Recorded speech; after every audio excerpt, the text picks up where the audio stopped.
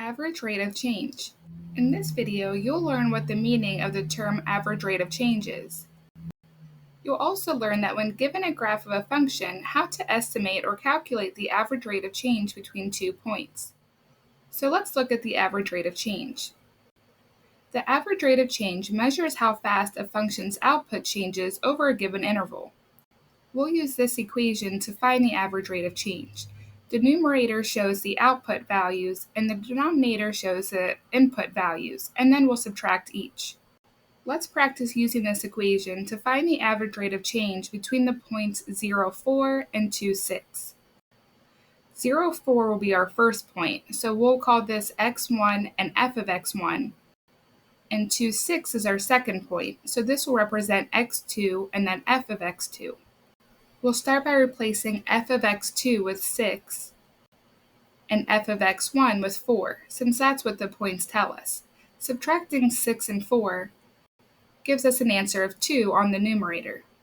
x2 will be replaced with 2, and x1 will be replaced with 0. Subtracting 2 and 0 gives us 2, so we can simplify the fraction of 2 over 2 as just 1.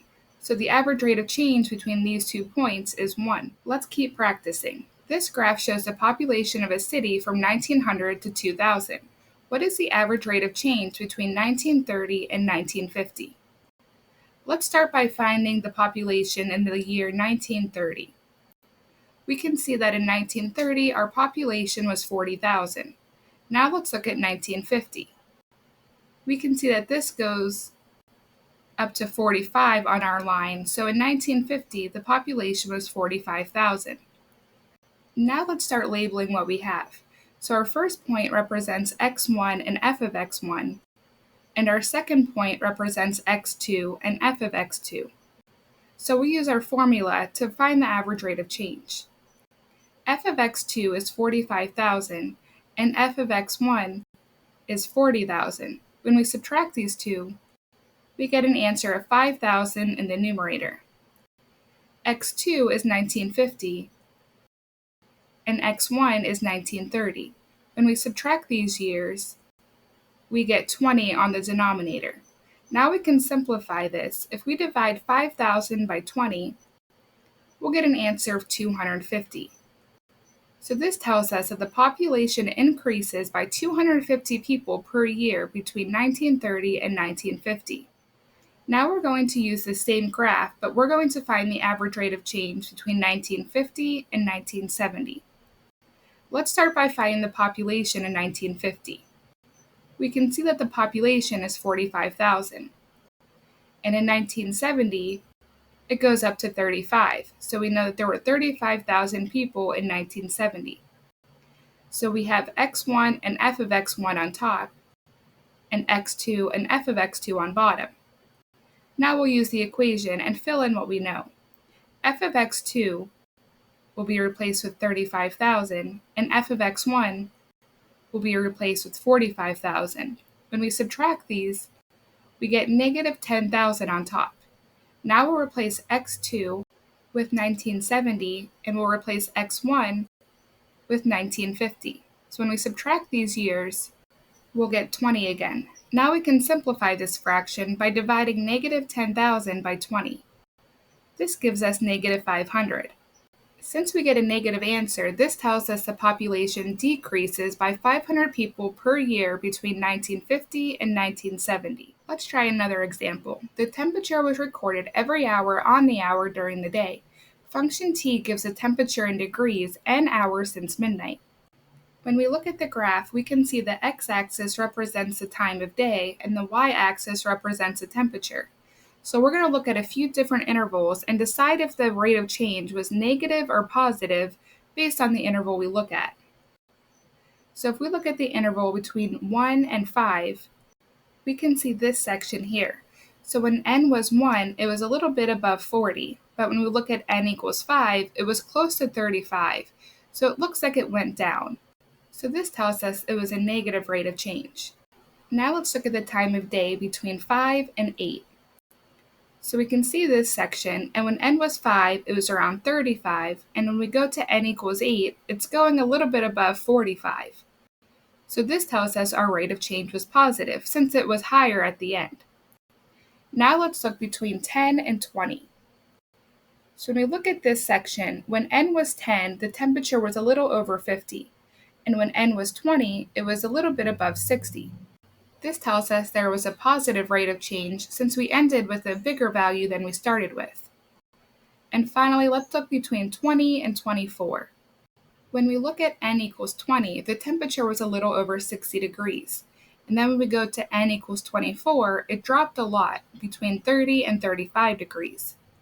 So this shows us it was a negative rate of change. The next example says the graph shows the total distance walked by a person as a function of time in seconds. Was the person walking faster between 20 and 40 seconds or between 80 and 100 seconds? We'll label the points where our time was between 20 and 40 and find the rate of change. We know that to find the rate of change, we subtract the outputs in the numerator and the inputs in the denominator. Our outputs are represented by the y-axis.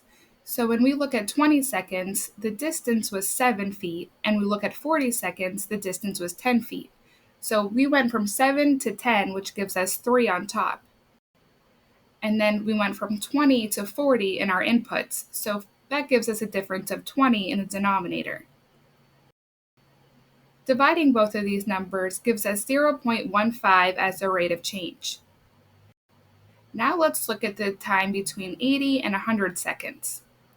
When we look at our outputs, it went up by 8 units. When we were at 80 seconds, we were around 13, and then when we get to 100 seconds, we were around 21 feet, so that's a difference of 8. Our denominator will be 20 again, since 100 minus 80 in the input gives us 20. Dividing these numbers gives us a rate of change of 0.4.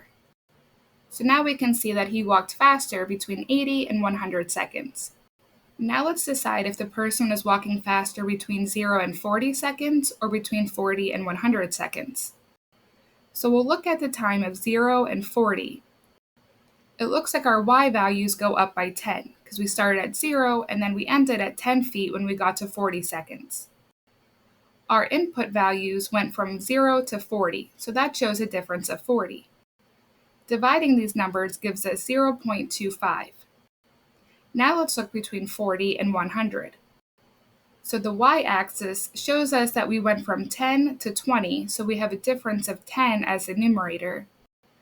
And our denominator will be 60, since we went from 40 to 100. Dividing these gives us 0.7. So we can see in this one that he walked faster between 0 and 40 seconds. Our last example says that the height of a squirrel running up and down a tree is a function of time. We'll describe the average rate of change for each situation. The first situation says the squirrel runs up the tree very fast. Since he's running up, that tells us the rate of change will be positive. And since he's running up the tree very fast, our rate of change will be positive and large. Next, we have that the squirrel starts and ends at the same height. So this time we have a rate of change of 0. Since there was no difference, he started and ended at the same place. Now we have that the squirrel runs down the tree. The word down tells us that this will have a negative rate of change. Our last one says that the squirrel runs up the tree slowly. So since he's running up, that tells us it's positive. And since he's running up slowly, the rate of change will be positive and small. Now let's recap what we've learned. We can find the average rate of change by finding the difference of outputs and dividing the value by the difference of inputs. A positive rate of change tells us the function is growing on that given interval. And a negative rate of change tells us the function is decreasing on that given interval.